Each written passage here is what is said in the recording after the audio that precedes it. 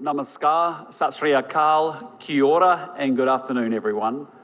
What an absolute honour it is to stand on this stage to inaugurate this august dialogue with none other than the Honourable Prime Minister Modi. My good friend, can I say thank you so much for generously welcoming me to India and for our very warm discussions that we had this morning. I'm a great admirer of your extraordinary achievements as Prime Minister, as you know. In the almost 11 years that you've occupied the Prime Minister's office, you have weathered the COVID storm and still managed to expand India's economy by 50%. You have lifted 250 million of your countrymen out of poverty and eliminated extreme poverty. And today, India is at the leading edge of technology with massive innovative potential. You were the first country to land on the moon's South Pole, and in the process drawing the world's attention to India's extraordinary technological prowess. And Prime Minister, during your tenure, the men in blue have been the most dominant side in cricket's white ball competitions, most recently winning the Champions Trophy last week in Dubai against my men in black. Yes. And breaking many, many New Zealanders' hearts in the process, including mine, but I will be the bigger person and just say congratulations.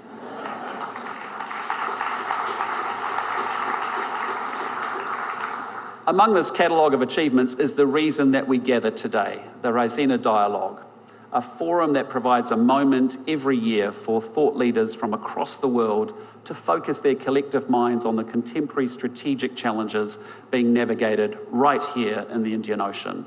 And I applaud Dr. Jaishankar and Samir Saran for the intellectual leadership that they have shown driving this dialogue over the past 10 years.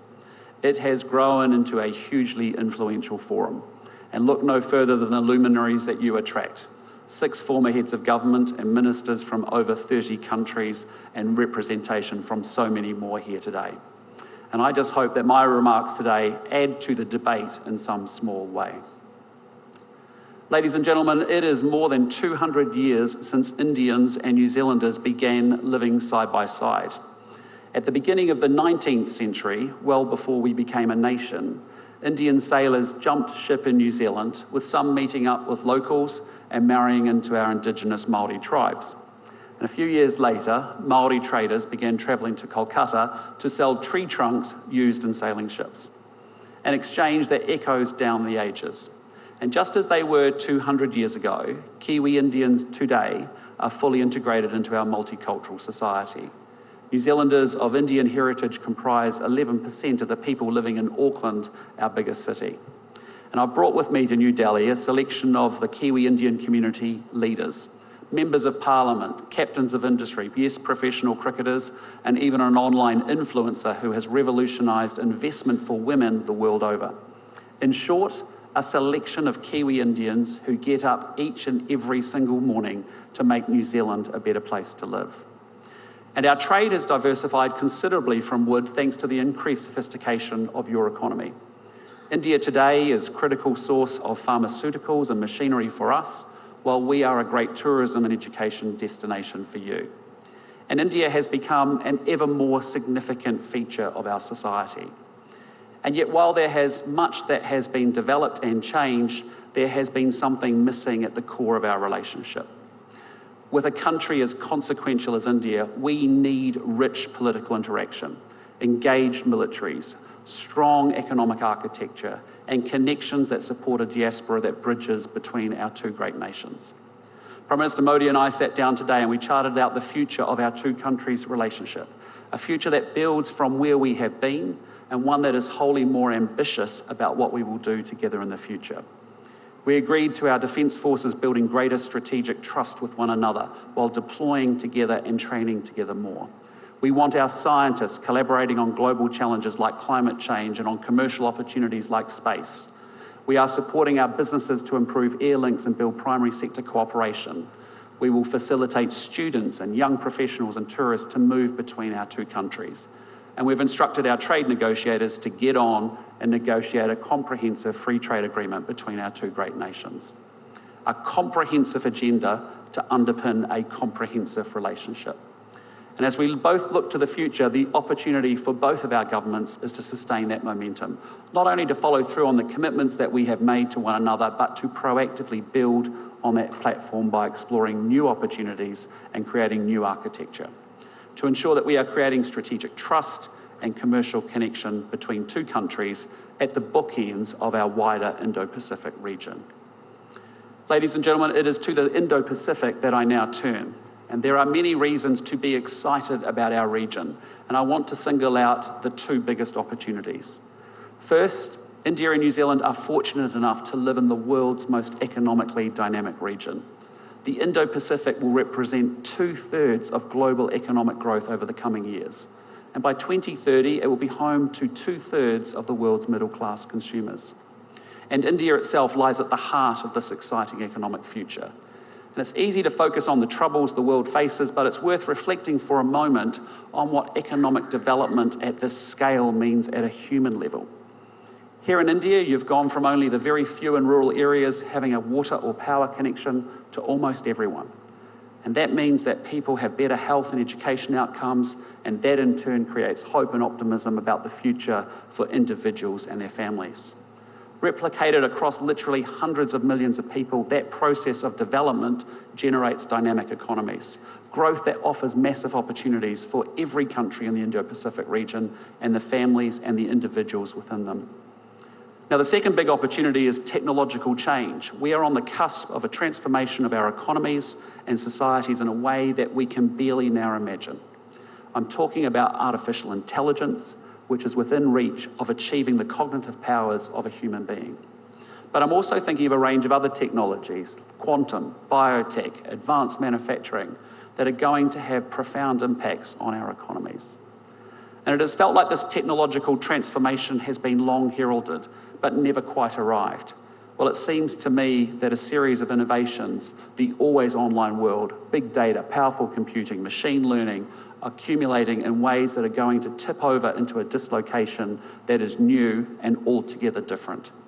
The game is about to change because we are on the cusp of an explosion in the application of AI, a technology that will have an impact across the whole economy, not just in one or two sectors, a technology that will transform the way that we work, the way that we study, and the way that we entertain ourselves, a technology that will force governments to think in entirely different ways about how they deliver public services and secure their nations. And certainly this presents risks that will need to be managed. For example, militaries are already using AI, which means the international community is going to need to develop new norms about how this is done in a way that ensures compliance with the rules of war and also ensures human responsibility in conflict.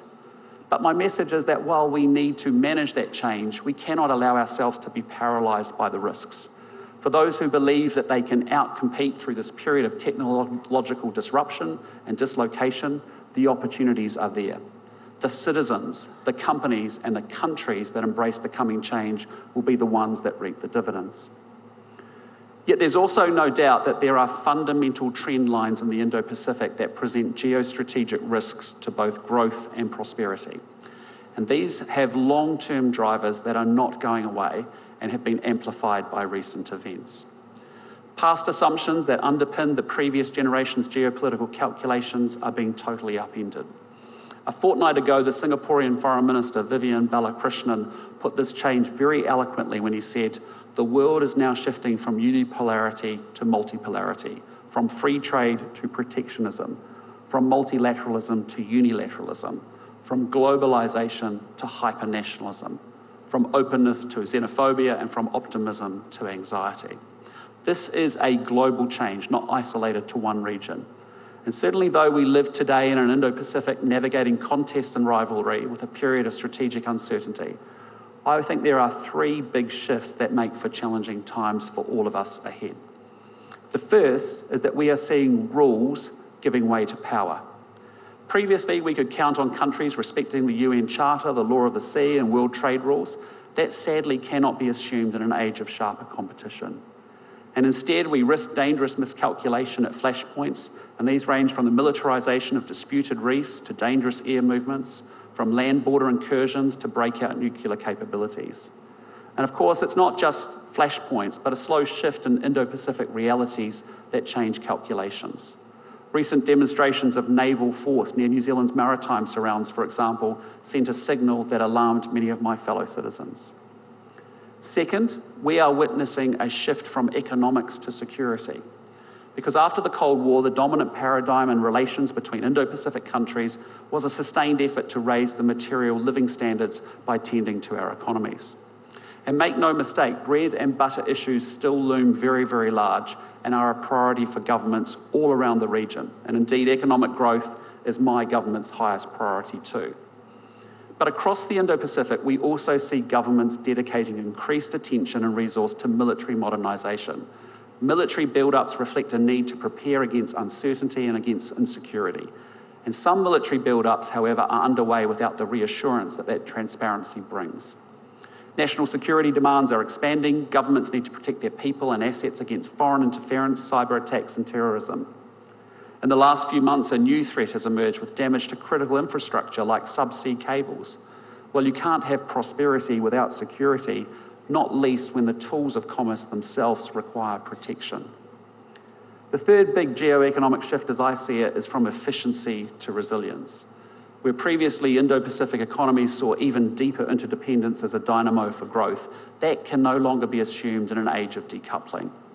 Onshoring, protectionism and trade wars are displacing best price, open markets and integrated supply chains. And so we find ourselves in a world that is growing more difficult and more complex, and especially so for smaller states. However, we must engage with the world as it is, not as we wish it to be. And so, like most countries across the region, New Zealand's strategic policy is being shaped by our assessment of these trends. We have agency to shape the Indo-Pacific that we all want, but we must do so with energy and with urgency. Ladies and gentlemen, as New Zealand looks to protect and advance our interests in the Indo-Pacific, we can only do so alongside partners like India that have a significant role to play in the Indo-Pacific region. In an increasingly multipolar world, India's size and geostrategic heft gives you autonomy. And at the same time, your democratic partners in the Indo-Pacific offer you a force multiplier for our convergent interests. For at a time when democracy is in decline with less than half the world's adults electing their leaders, it truly is an inspiration that 650 million Indians turned out to vote last year in the largest election in history. Your national election is a triumph of logistics, but it's also a triumph of legitimacy.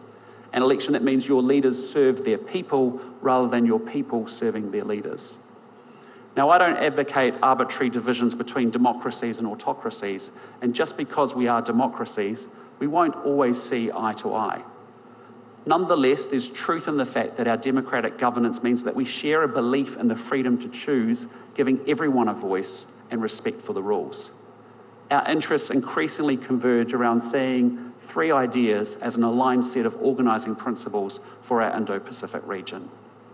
And the first is that we want to live in an Indo-Pacific where countries are free to choose their own path, free from interference. A region where no one country comes to dominate. And it is a sign of the times that I have to stand here defending respect for sovereignty, yet New Zealand's approach is increasingly shaped around that objective. Just on Saturday, I joined a call led by Prime Minister Starmer focused on what more those contributing to Ukraine's defence can do to support a just and lasting peace, to help a country whose sovereignty and territorial integrity has been so flagrantly attacked. And in my own home region, our fellow Pacific neighbours are navigating geostrategic dynamics that are their sharpest in nearly 80 years. And in a deeply contested world, Pacific partners are being asked to make choices that may undermine their national sovereignty. They risk falling into over-indebtedness. They must make choices about dual-use infrastructure, and they face pressure to enter new security arrangements. New Zealand invests in working alongside Pacific countries to boost their capacity to make independent choices free from interference. Yet size alone cannot inoculate a country from these dynamics. Building strong and diversified relationships is the key to mitigating the risk of dependence on a few. And that is why my government is investing in our key relationships, from traditional partners to thickening and deepening our relationships across Southeast Asia, and in a serious way with India too. And we have a responsibility to invest in our own security as a down payment on our future ability to choose our own path. And that is why New Zealand will be scaling up and doing more to support our own defence. We plan to better resource and equip our defence force to ensure that we can continue to defend our interests, whether in our near region, in our alliance with Australia, or in support of collective security efforts with partners like India. Alongside this investment in capability, we're making tangible contributions across the Indo-Pacific. When I was in Japan last year, for example, I saw firsthand the work of our aviators and what they do to detect and deter North Korea's sanctions-busting activities. The New Zealand Navy is leading Combined Task Force 150, responsible for multinational activities to protect trade routes and counter smuggling, piracy and terrorism in the Indian Ocean and Gulf of Aden. We are fortunate indeed that India has agreed to take up the deputy command. And underlining these naval connections, one of our frigates, Takaha, is in Mumbai later this week. But as we seek an Indo-Pacific in which countries are free to choose their own path, I'm determined that New Zealand plays its role, whether through our work with Pacific Island partners, our relationship in the Indo-Pacific, or through our own defence efforts.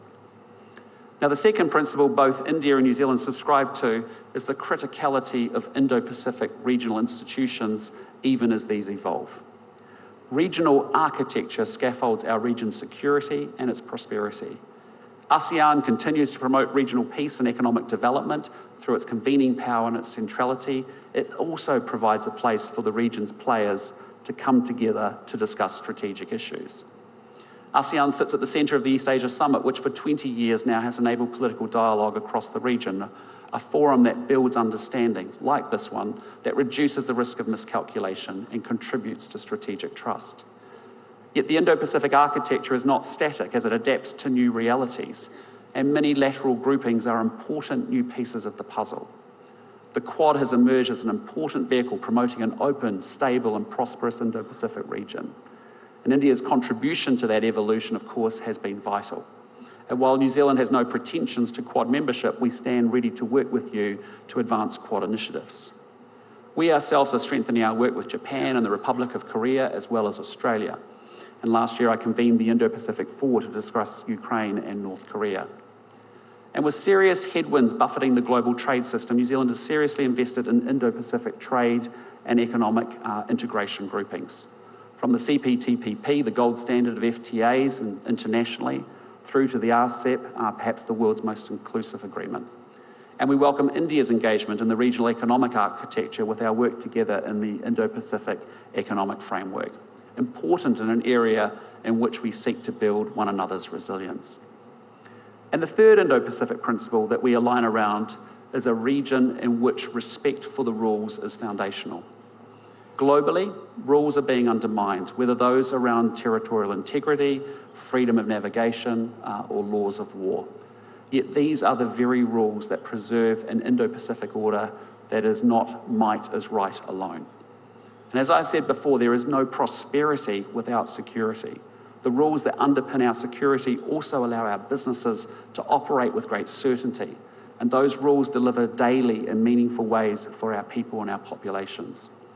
For example, 1 in 4 jobs in New Zealand rely on exports, and our exporting businesses being able to depend on the predictability that those rules deliver.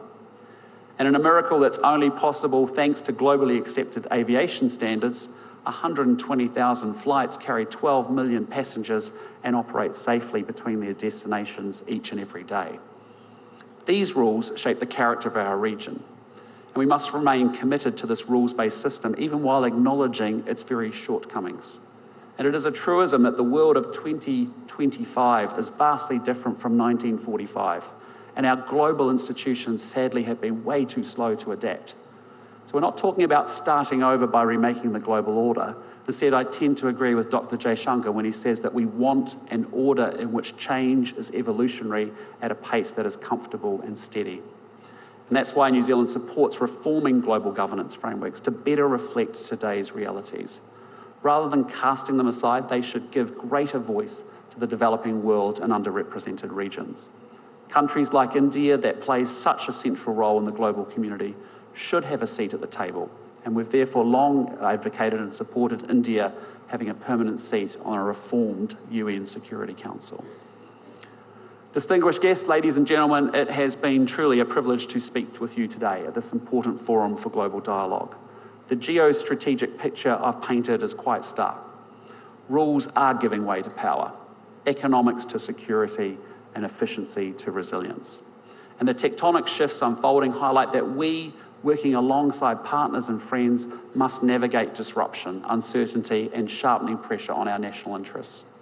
Yet we will not be overwhelmed by complexity and challenge. We must go forward with great confidence. We live at the heart of the world's most exciting and dynamic region, the Indo-Pacific. We live in an era of technological transformation that offers outsized opportunities. And we are countries with solid underlying democratic institutions which will underpin our society's future success. India and New Zealand have extraordinary talented people, and both our countries have a clear plan that reflects and reinforces the connections between our security and our prosperity. We cannot afford to be thrown by the rapid pace of change. We must grapple with shifting realities and capitalise on these for all of our people's benefits. We will create and seize opportunities. We will invest in our capabilities.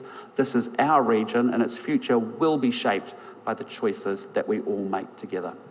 Thank you, ngā mihi nui, and dhanyavad. Thank you very much.